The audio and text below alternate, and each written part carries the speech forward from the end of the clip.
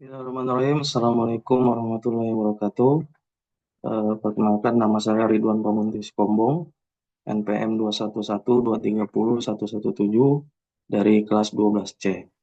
Di sini saya akan mencoba mempresentasikan jawaban dari soal AAS atau mata kuliah Supply Chain Management dengan judul Implementasi Green Supply Chain Management di PT Indotex.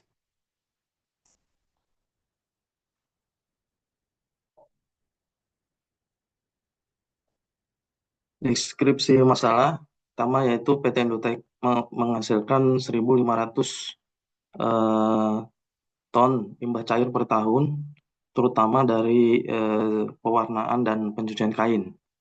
Lalu konsumsi energi juga mencapai 200.000 megawatt per tahun, dengan 60%-nya itu berasal dari bahan bakar fosil.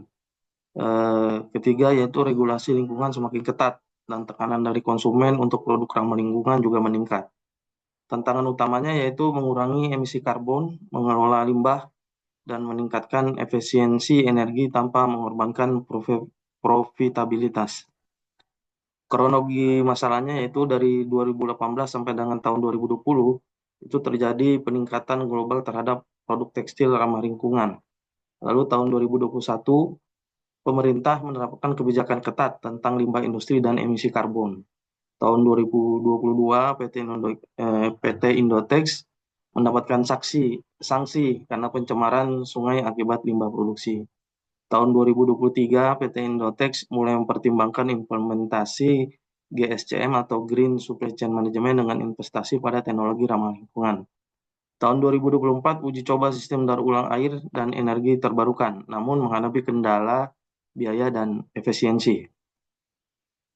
Dampak lingkungan di tahapan rantai pasok, pertama yaitu pada saat pengadaan bahan baku, yaitu dalam menggunakan bahan mentah, tentunya berkontribusi pada eksploitasi sumber daya alam ya.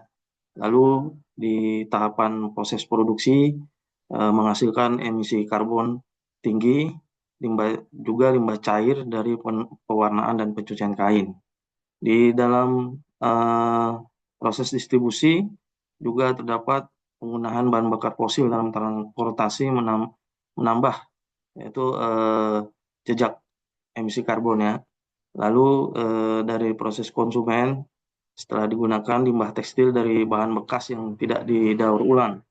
Lalu dalam proses daur ulang atau pembuangan, minimnya sistem pengolahan limbah tekstil yang efektif. Sumber tekanan sosial dan regulasi. Pertama, tekanan sosial yaitu pertama dari tekanan konsumen, adanya permintaan terhadap produk yang ramah lingkungan.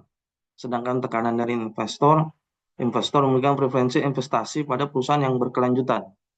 Lalu dari segi regulasi pemerintah adanya kebijakan pengolahan limbah dan emisi karbon. Sedangkan standar internasional mempersyaratkan ekspor yang lebih ketat terhadap produk ramah lingkungan. Strategi Green Supply Chain Management dengan perbandingannya dengan rantai pasok konvensional dari aspek penggunaan energi konvensional, rantai pasok konvensional menggunakan bahan bakar fosil, sedangkan GSCM itu energi terbarukan atau efisiensi energi ya, bisa mungkin dengan tenaga surya dan lain-lain. Lalu dalam segi pengolahan limbah, untuk rantai pasok konvensional, limbahnya langsung dibuang ke pembuangan. Sedangkan dalam GSCM, sistem daur ulang dan minimasi limbah itu dilakukan. Lalu dari aspek emisi karbon, pada rantai pasok konvensional ini sangat tinggi, menghasilkan emisi karbon yang sangat tinggi. Sedangkan dalam GSCM itu rendah dengan optimasi logistik tentunya. Lalu dari aspek biaya operasional, di rantai pasok konvensional tentu biayanya lebih rendah untuk biaya jangka pendek. Sedangkan untuk di GSCM, potensi efisiensi dalam efisiensinya itu bukan dalam jangka pendek karena biayanya cukup besar, tapi itu berpotensi efisiensi biaya dalam jangka panjang. Simulasi sistem pengolahan limbah. Simulasi sistem pengolahan limbah Pertama itu strategi pengelolaan limbah, implementasi daur ulang air limbah. Lalu pengelolaan limbah sebelum dibuang ke lingkungan, sedangkan strategi penggunaan energi menggunakan panel surya, eh, tenaga surya ya, dan energi biomasa. Eh, Juga dengan efisiensi energi melalui optimasi proses produksi. Sedangkan pendekatan kuantitatifnya menghitung penghematan biaya dan pengurangan emisi karbon dengan investasi teknologi hijau. Jadi memang investasi awalnya cukup besar, tapi bisa dihitung secara kuantitatif dalam jangka waktu yang panjang karena eh, berkelanjutannya itu harganya cukup rendah. Sedangkan untuk rekomendasi strategi GSM untuk PT Indotex yaitu penerapan produksi bersih, mengurangi limbah dan efisiensi eh, energi. Terus melakukan investasi teknologi hijau, menggunakan energi terbarukan dan sistem daur ulang. Lalu membuat kemitraan dengan pemasok ramah lingkungan, memastikan bahwa bahan baku lebih berkelanjutan.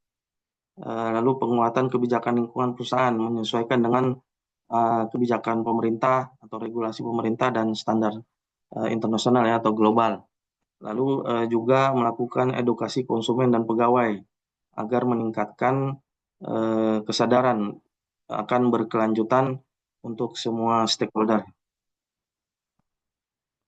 Kesimpulan, PT Indotex menghadapi tantangan besar dalam transisi ke Green Supply Chain Management. Implementasi strategi Green Supply Chain Management dapat mengurangi dampak lingkungan dan meningkatkan daya saing perusahaan tentunya karena permintaan konsumen terhadap produk green green produk ya itu sangat besar. Lalu juga diperlukan komitmen dari semua pihak atau semua stakeholder untuk memastikan keberhasilan implementasi GSCM ini.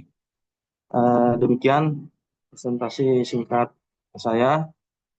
Mohon untuk dapat dikoreksi dan arahan lebih lanjut. Terima kasih. Wabillahi taufiq walhidayah. Assalamualaikum warahmatullahi wabarakatuh.